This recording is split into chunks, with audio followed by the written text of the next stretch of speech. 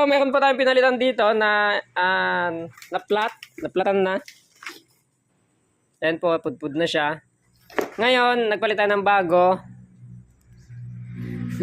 Tapos sabi ko, imbis na itong bago na nga siya, no? Lalagyan na po namin siya ng tire sealant.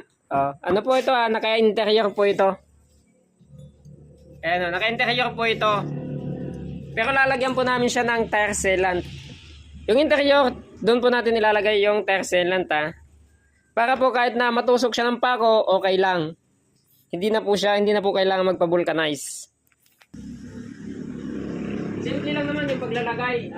May mga tire sealant din po kasi na mahirap ilagay sa pito. Pero ito po yung ginagamit natin. Nilalagay po natin lahat ito. Sa mga rim po na katulad po nito, rim po siya, hindi po siya mags. Rim po siya, advisable po ito. Subok na po natin to. Tire sealant sa loob ng interior.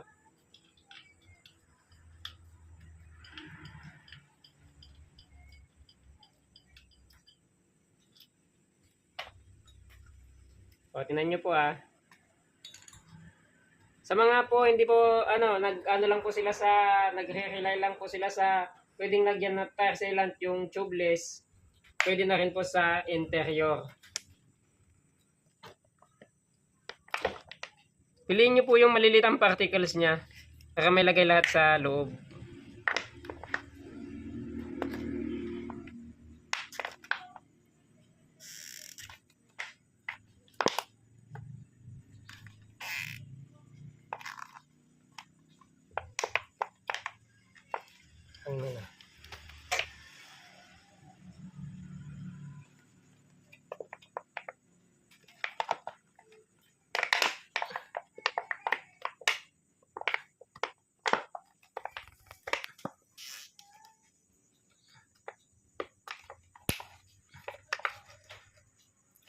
So, nilagay po lahat.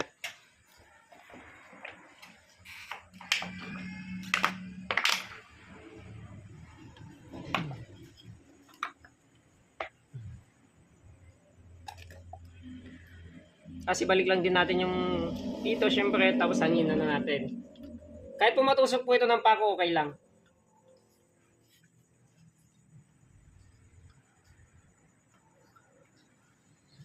Gusto mo pakuin natin pagkatapos? Testing. Testing natin? Pakuin natin? Sige, kami na muna. Okay na.